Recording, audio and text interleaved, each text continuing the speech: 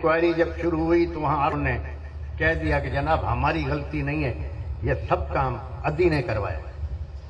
तो अब कितना पैसा चाहिए था, हद होती है पैसे की।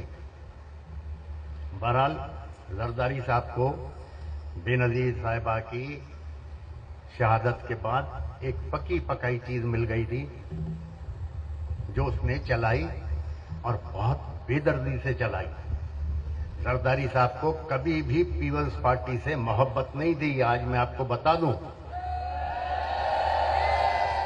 जरदारी साहब को इसलिए पीपल्स पार्टी से मोहब्बत नहीं थी कि जरदारी साहब के वालिद को, हाकिम अली जरदारी को, मरूम भुट्टो साहब ने पीपल्स पार्टी से बेइज्जत करके निकाला था।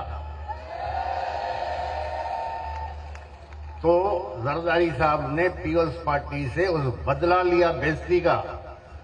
उसने पंजाब में सौदा कर दिया पीपल्स पार्टी का। पीपल्स पार्टी उसने पंजाब में भेज दी। उसके नतीजे में क्या है, 140-41 सीटों में से 15 या 19 सीटों पे पीपल्स पार्टी के कैंडिडेट खड़े। बाकी जो बैलेट पेपर है उस पे तीर का कहीं निशान ही नहीं है, क्योंकि कैंडिडेट नहीं है। बाकी बचा था सिंध। सिंध में जरदारी साहब ने हर एक को खरीदा, छोटे बड़े आदमी को खरीदा।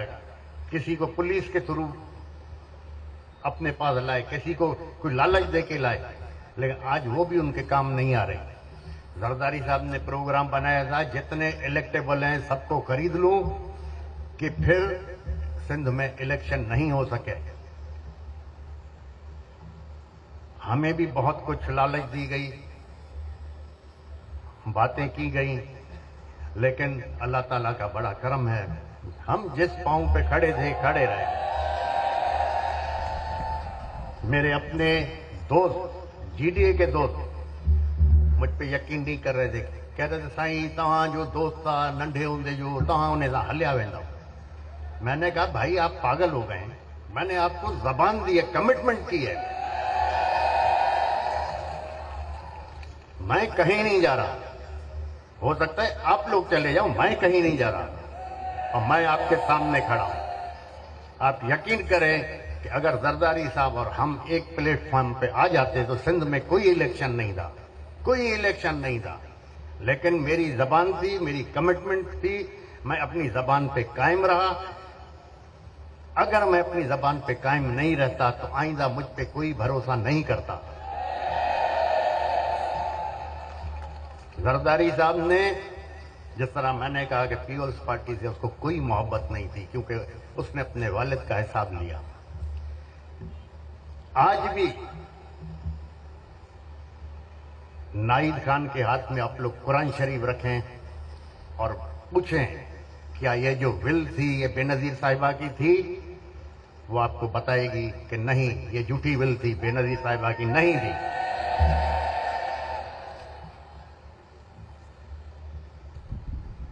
मैंने प्रेसिडेंट साहब मुशर्रफ साहब से दुबई में मेरी मुलाकात रहती है। मैंने उनसे पूछा, मैंने कहा साईं ये बेनजीर वाला किस्सा आप पे आता है क्या, आखिर है क्या? मुझे देख के हंसने लगा।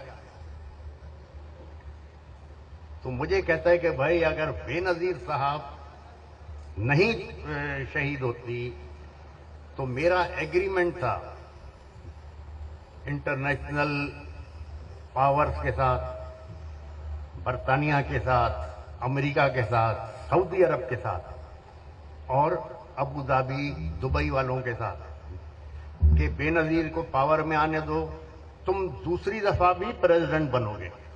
तो मुझे कहने लगा कि सबसे ज्यादा तो नुकसान मेरा हुआ है बेनजीर के फौत होने से, कि मेरा दूसरी दफा प्रेसिडेंट बनना दो, क्या मैं मुल्क से बाहर बैठा हूं। फिर कहने लगा कि आप ये देखो कि बेनजीर साहिबा के फौत होने से फायदा किसको हुआ है, वो तो जरदारी साहब को हुआ।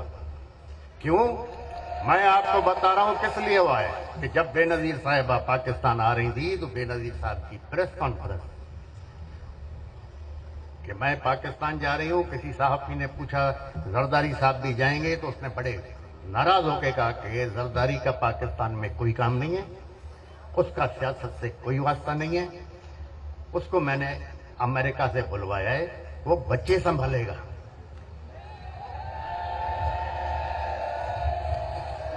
تو جو بچے سنبھالنے کے لیے آیا تھا وہ اس ملک کا پریزیڈنٹ بن گیا. اب خدا کی شان دیکھو, خدا کس کو کہاں پہنچائے. مرحوم ضیاء الحق صاحب کے دور میں ہمارے دوست زرداری صاحب کو شوق چڑھا, یہ لوکل گورنمنٹ کے الیکشن میں کھڑے ہوئے کاؤنسلر کے لیے. کاؤنسلر کے الیکشن میں ہار گئے, کاؤنسلر نہیں بن سکے. پھر مرحوم ضیاء الحق صاحب کے دور میں جو الیکشن ہوئے قومی صوبائی اسمبلی کے, اس میں پھر زرداری صاحب کھڑے ہوئے, اپنے خاندان اپنے والد کے نام پہ کھڑے ہوئے, ضمانت ضبط کروا دی اپنی, ممبر نہیں بن سکا. پھر بھٹو کے نام پہ زرداری صاحب بھی ممبر بنا, اس کا والد بھی ممبر بنا. اب بھی بھٹو کے نام پہ چل رہے ہیں. اور پھر یہ بھی خدا کی شان دیکھو, جس کے نام پہ چل رہے ہیں, بھٹو خاندان کا ایک فرد کو بھی پیپلز پارٹی کی پورے سندھ میں ٹکٹ نہیں ہے. بھٹو خاندان کے